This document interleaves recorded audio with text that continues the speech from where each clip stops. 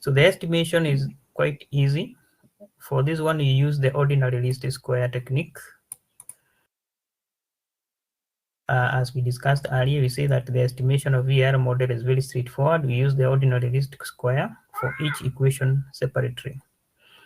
And for example, in a two-variable system, you would run the OLS regression for the stock prices, and then run a separate OLS regression for the interest rates. So we generally use the OLS model. Then you go to model interpretation. This is where it is most important. So we are saying that directly looking at the coefficients in VAR model will give variable results. However, but it does not carry heavy weight or heavy value on results interpretation. Yes, we interpret the coefficients is important, but the coefficients alone is not enough. We need to go an extra mile when we are interpreting the results of VAR model. So the real value of a VAR model comes from two special tools, what we are calling the impulse response functions and what we call the factor error variance decomposition. So these are the critical things that we need to be able to identify and to interpret when we are running the VAR model.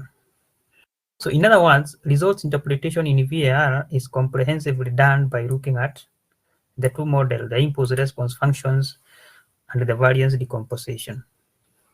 And so we go to the next section, impulse response functions and variance decomposition. And we start with the impulse response function. So we are saying that after estimation, we want to understand how a shock in one variable affects another variable. We want to understand how a shock in one variable affects another variable or affects other variable over time. So in IRF, it shows how one-time shock to one variable affects all other variables in the system over time. So think of it like this. Think of a shock of a sudden, think of a shock as a sudden or unexpected change. So when we are talking about shock here, we are saying, let's say there is a sudden change in interest rate or a sudden change in a sudden change in interest rate or a sudden change in stock prices. Yeah, stock prices suddenly changes or interest rate suddenly changes. So what will happen? That is a shock. Maybe there is a significant abrupt change in interest rate. That is what we are referring as a shock. So for example, central bank unexpectedly raises interest rate. You see, that one is a shock. So what will happen to other variables? That one is explained by what we are calling the impulse response functions. So by looking at these graphs, so an IRF would show us how this shock affect stock prices over time or over the next few months or quarters. Yeah, and therefore we are going to draw graphs and we see what will happen. And that's why we are saying by looking at these graphs, we can see the size, we can see the direction, we can see the duration of the impact of one variable shock on the others. So this one is very critical. So we shock one variable, or if a shock of one variable occurs, how will other variables behave? So you want to see the size of the effect, the direction of the effect, and the duration of the effect of that shock. So that is IRF. Then we go to forecast error variance decompositions, or what we simply call the variance decompositions. So when you talk about forecast error, other books will just call it variance or variance error.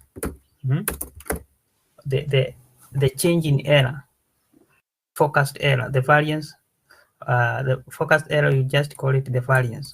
That's why we call it variance decomposition or forecast error decomposition. So that one simply means the variance. How will error change?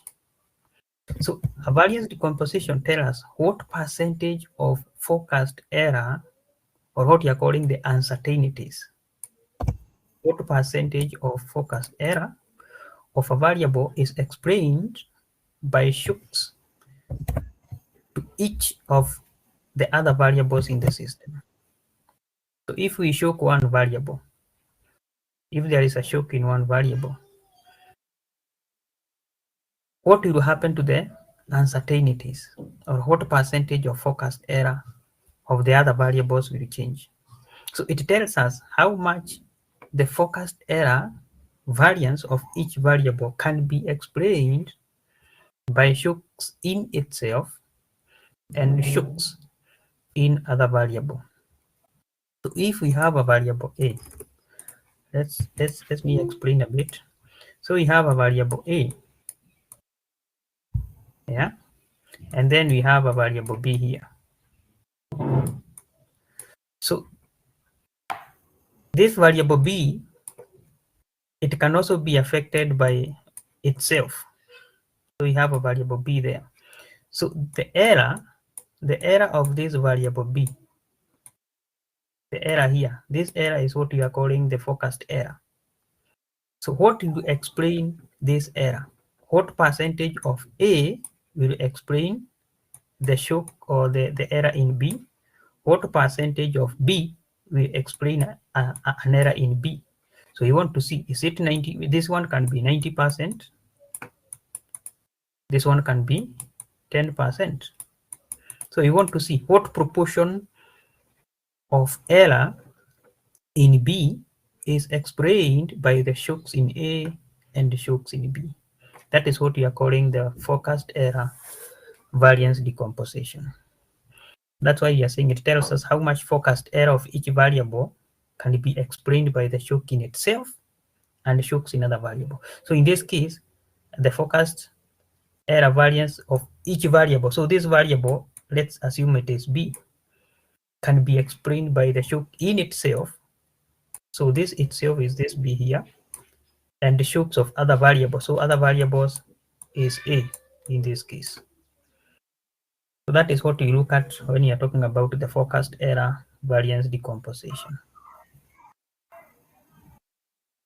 So any question? Okay, we can explain it further. That think of it like this: if we want to forecast future stock prices, there is always some uncertainty. There is always some uncertainty. So the variance decomposition tells us how much of that uncertainty is caused by unexpected changes or shocks in stock prices, interest rate, company earnings, etc. etc. So this helps us figure out which variables are the most important drivers of a specific variable in our model. So any question on that? Before now we go to the actual analysis.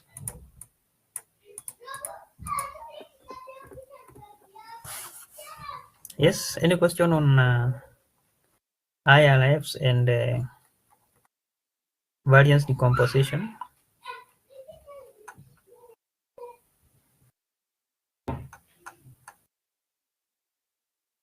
Yes, please.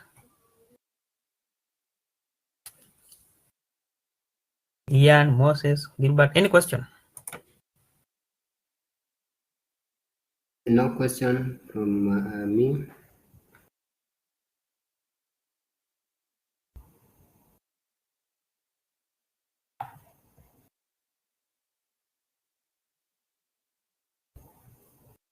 Fine, then we can continue. I guess there is no question. We will further understand as we progress with the analysis.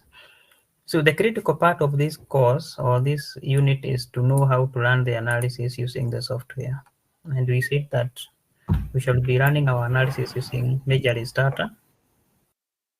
Stata is quite comprehensive when you are running statistical or financial statistical analysis. And I have explained comprehensively. I've tried to explain comprehensively step-by-step process of running the analysis and also explaining the results. So that is what we are going to cover right now. So running the VAR in Stata.